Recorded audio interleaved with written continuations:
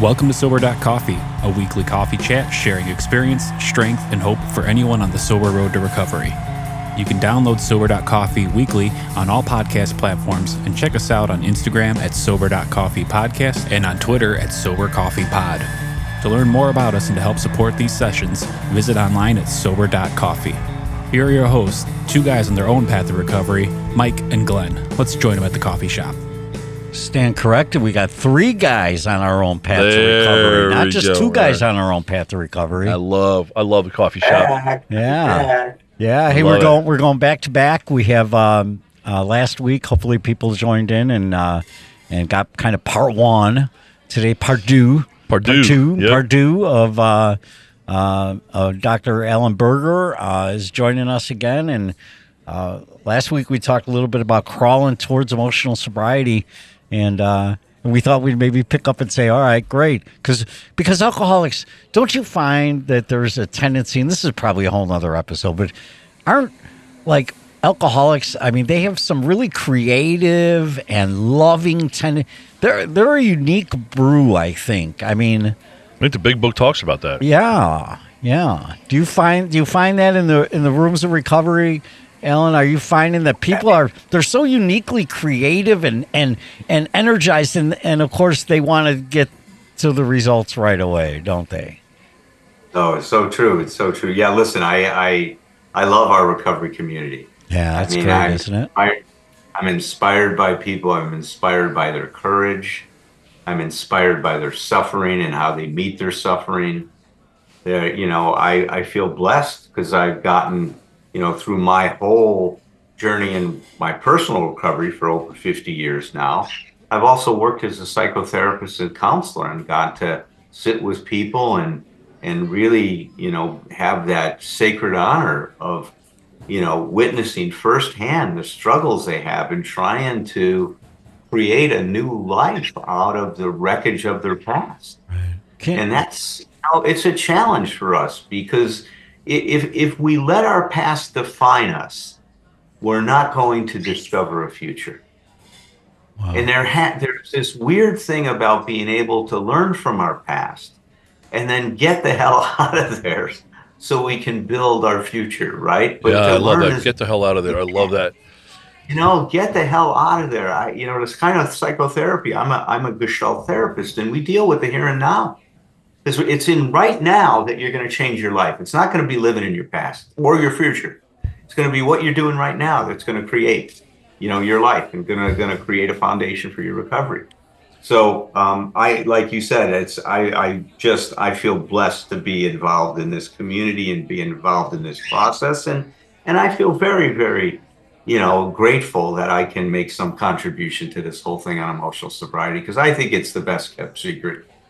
You guys, I really do. Yeah. I think that there's so much that we can garner from this perspective and learn to cope with life and develop what I would call a real authentic self-esteem that's based on a sense that, I can discover how to cope with whatever happens to me. Mm-hmm. There is a solution. We hear that, right? No, I think there's a chapter in some book called "There Is a Solution," right? But you know what? You used a term that kind of that I don't like, right? Or used the word, right? Suffering. In my active drinking and the alcoholic pain and alcoholic hell that I went through, I suffered a lot, right? And I think at some degree, and you've got the letters in front of your name. I the way I look at it, I think humans, born for comfort, right? I think going back to cavemen, the inner brain, croc brain, whatever term you want to use, right? For me to go to the gym, that is not an inner love and drive. That's an action that I have to do because my inner brain says, "Hey, be comfortable. Don't stretch the muscles. Sit in your chair and relax." Mm-hmm. Right? And my whole brain says, "Relax. Just hey, you're working too hard, right? Calm down." There's an easier, softer way. So when the word suffering grates on me, mm-hmm. right? Because I don't want to suffer, mm-hmm. right? I want calm. I want comfort. I want peace. Right. But the first time I really can identify suffering is I was in my 4-month program, and my counselor, was a beautiful day here in Chicagoland, put a white plastic chair out in kind of the courtyard, and he said, "Sit there, I'll be back." I had no phone, no books. I had blue sky, some clouds, some nice weather, and I sat there for 3 hours in my own thoughts, and I suffered. I was literally going out of my mind. First of all, I was about 2 weeks sober from a disastrous relapse, 6 hospitals, 8-day detox, and then I'm 2 weeks dry. Let me use the word dry. I didn't drink for 2 weeks. I wasn't sleeping. I mean, I was going out of my mind, sitting in that white chair. And to me, that was suffering. That's how I relate to suffering. And today, I would welcome 3 hours. I would actively put that 3 hours to use, and I would come out of there better because of it, not suffering. But early sobriety, and we were chatting about this a little bit during our coffee break, but I have 25 tools that I use a day, a week, a month, right? But one of the things I learned so I don't suffer much at all today. I say to my wife, "Hey, I've learned to suffer better." She goes, "Glenn, you don't suffer." Yeah, right. I'm like, "You don't live in my head, right?" But Yes. what I learned, and we had a guy, Dr. John, that kind of taught us suffer better. And to me, how I define that is no matter what the situation is, right? And especially early sobriety. When I say early, 2 or 3 years, I was on the slow train. I would have situations where I wouldn't have tools readily available, and I would just have to sit in the crap. Right. And what I learned is I would eventually get through it. But my whole life to date was comfort, right? Hey, let's find a solution for that. Let's escape, right? Let's get a bottle of booze and escape. I don't like feeling that. I'll escape, right? So, I really like the term. So, Alan, a little bit of long intro there, but just suffering better, getting through, and I think that drives emotional sobriety over time. That all gets figured out, right? Well, look, you're bringing up a point, and this is the way I would describe it, is that before recovery, we did not know how to learn from our experience. I've got a lot of education. One of my projects one time was, is there such thing as an addict personality or an alcoholic personality? I searched the literature. It was a big paper that I wrote. And the conclusion was no. And, alcoholism, drug addiction, it's an equal opportunity destroyer, right? It'll attach itself to an introvert or to an extrovert. Mm-hmm. It doesn't matter what kind of a person you are. If you have this disease, you're going to be suffering from this disease. But the thing that stood out across the board was that alcoholics and addicts don't learn from their experience. Now, we hear that in the rooms. What do we hear in the rooms? We do the same thing and we expect what? Different results. I don't think we expect different results. We expect better results. We're more arrogant than that. Mm-hmm. It's really... we think that I'm not going to crash the car, sure, right? And we crash it this time, right? Sure. It's going to be better, right? And it's never better. It gets worse. We know that. We have a progressive illness that only gets worse with time. Yeah, maybe there's little blips that it looks like it's going to get better, but it's an illusion. So if that's true, the question becomes, what gets in the way of learning from our experience?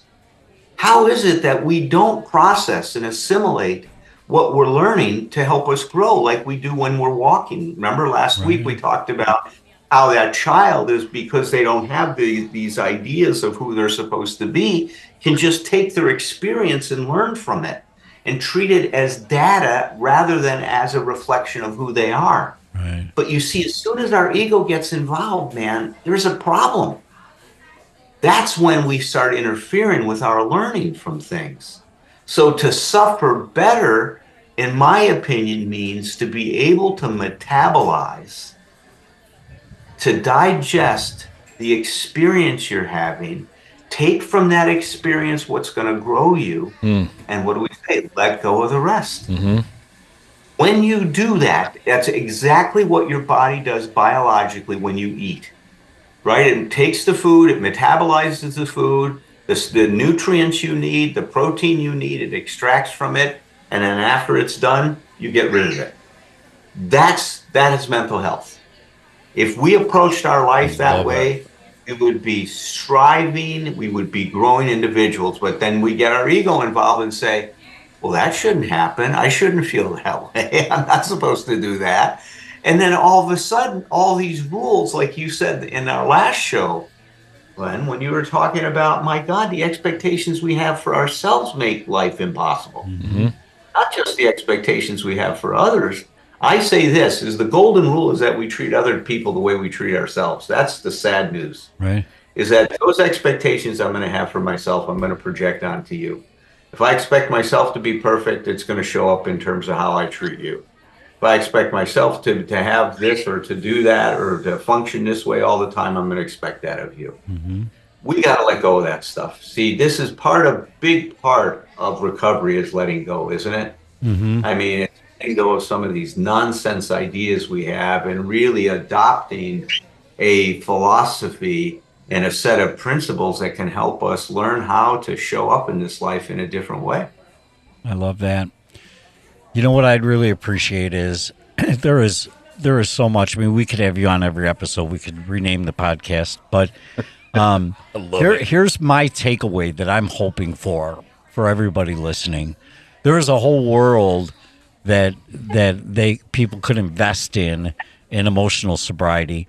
And I'd like to spend a few minutes. I mean, Alan, the book, The 12 Essentials of Emotional Sobriety, is only one piece that you've written. How many pieces have you written? Well, this is the 5th book I've written in this 12 series. So my first 4 books were with Hazelton. This last book was with 4D Publishing. Okay. My first book was 12 Stupid Things That Mess Up Recovery. I love that. That's actually become a mainstay in recovery. That book has sold over 100,000 copies. I wrote a book, 122 stupid things to do in recovery, because I've done it. Because I've done them all. 80 different treatment programs. I know, absolutely, man. That's your title. Yeah, absolutely. No, that's great. Hey, Pete, let me tee this up because there's some really good resources here, and I want our listeners to really understand what's available to them. But Alan, you talked about a progressive illness, right? Alcoholism being a progressive illness. And that's exactly right. The way we like to say it's like boiling the frog, right? You boil a frog 1 degree at a time. I came down to alcoholic hell 1 day, 1 step, 1 drink at a time. I didn't go from day 1 to the next day going to hospitals, right? Sure. But I also think progressive recovery. For me, that's right. I am not one of those. I stepped on my bed during my first rehab and God shone the light down on me and I walked out and I was a perfect guy. Right. Never look back, right? That's not me. Every single day for me, there's things I need to do, check in. There's actions that I need to take. And my recovery over the last 9 years has gotten better every single day. Hey, sometimes I take a step back, so what? I know I'm heading the right path. So on that path of progressive recovery, Alan's got a lot of tools and resources here. Books, websites, resources. He's got a Zoom coming up, right? So Right. No, absolutely. And you know what I love about it? I think for the first year of sobriety, for me, it was so easy. Okay, let's compare sober Mike to drunk Mike. Okay, well, let's see. I know where my car is in the morning. Check. Okay, I'm better. Hey, didn't urinate myself yesterday. Okay, check. Good. Much better. I'm not, But now, these days, my life is so fulfilling because I'm comparing today Mike with yesterday, Friday Mike. That's all I want to do. Am I getting better? Am I growing? Am I learning more about myself? It sounds selfish, but that is my strongest desire. Do I have an ability to understand why I get angry when the man cuts in front of me? It shouldn't matter, but it does matter to me. How can I better process the man cutting me off in traffic? Why does it matter? Because I don't know, and this is not going to sound doctory, but life's too short. I need to get over the fact that this man is going to drive on his terms and not drive on my terms. You know, so what you did there, Mike, though, is the key to this. See, one of the things, another element of emotional sobriety that I describe all the time is curiosity. You're showing some curiosity towards yourself. Hey, what's going on? How come I'm reacting to this? Whether I should react to this or not, I am. And what can that tell me? What can I learn from it? See, if you bring that kind of curiosity to your recovery, you will continue to grow. Isn't that wonderful? That's the stuff of growth. Curiosity is like miracle grow, right? It's going to keep growing us in the direction we want to go. Right. And it's very important. Another way I describe it, Mike, and I think you'll appreciate that, is in recovery, we become interested in ourselves in a new way. Right. See, before we got so stuck in some very stereotype and fixed behavior. Yeah, we got up, right. Knew what the next day was going to be. We could have predicted it. You know, we were doing the same thing. We were stuck in the same stuff. And in recovery, now we see, you know what? Each day can be a new adventure. I know, right? Each day can be filled with new wonders and with new discoveries. Right. And, you know, I'm a big fan of Rumi. Rumi says, well, where in the world with one rose can you get a whole rose garden? Well, in recovery. Right. There you go. Where with one rose can you get a whole rose garden? Right here, baby. Emotional sobriety gives you a rose garden each and every day of your life. So there are principles, practices, books, blogs, podcasts. I've listened to you, you and Tom. Am I saying it right? Tom, that's right. Yeah, Tom, you and Tom did a great series of podcasts, and your books. I mean, and is there resources outside the realm of Berger Inc. that people should be looking into? But I'd like to talk about the Berger Inc. stuff because I've just learned so much from what you guys have done. So. Well, thanks, Mike. Yeah, you can go to my website, and that can be a portal to some of this stuff. Right, but and we're going to put it on a resource room, but why don't you go ahead and tell people how to get there? To get to my website, you just go to www.abphd. That's my initials, AB, and then phd.com, and then you can access that.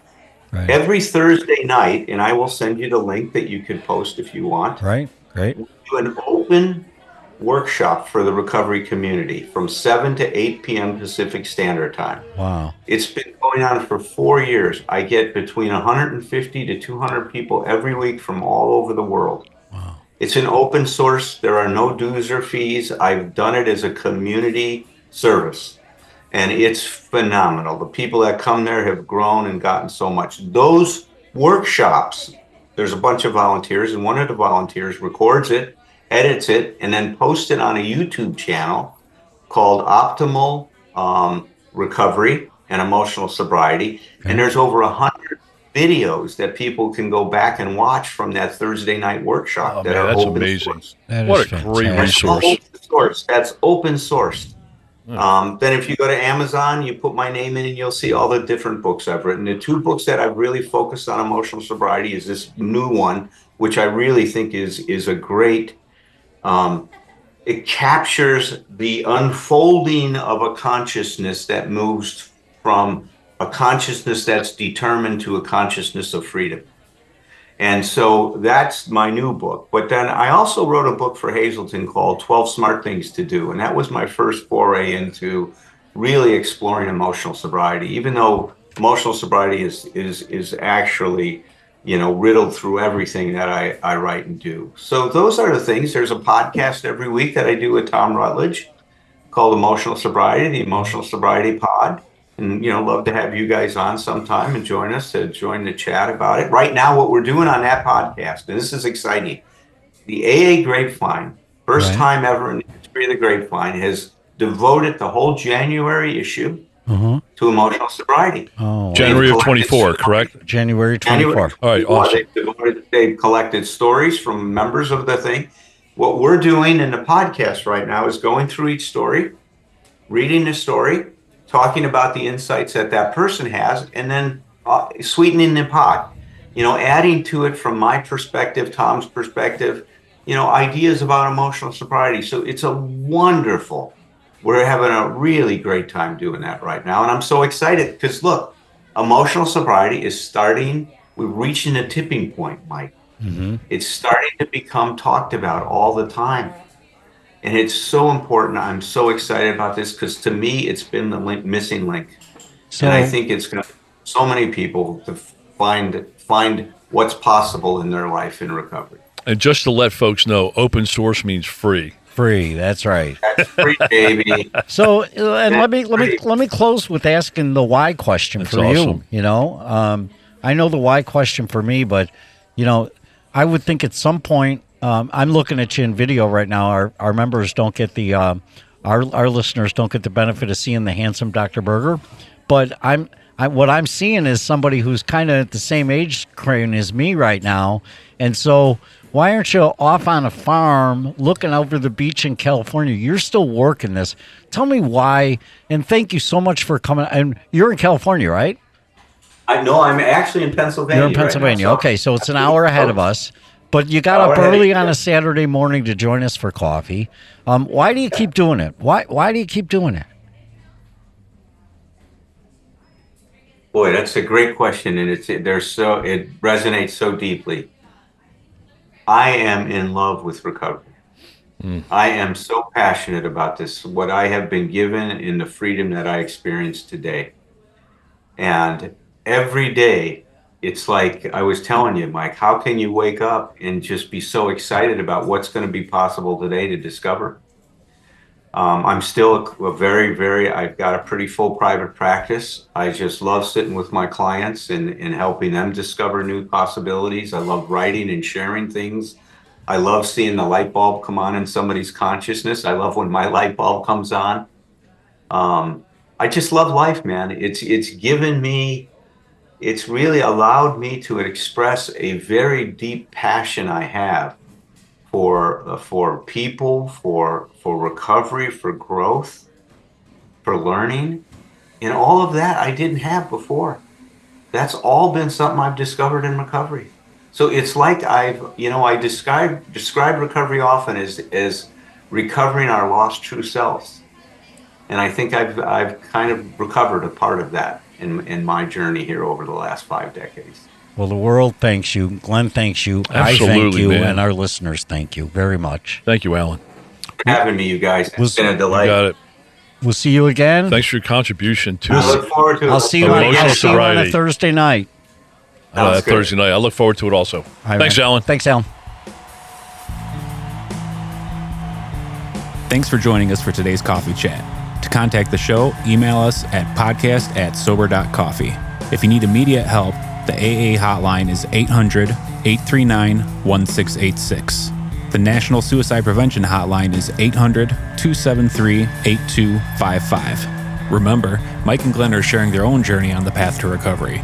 Any suggestions, medical or otherwise, are their own experiences and should not be viewed as professional advice. See you next week, and remember, there is a solution.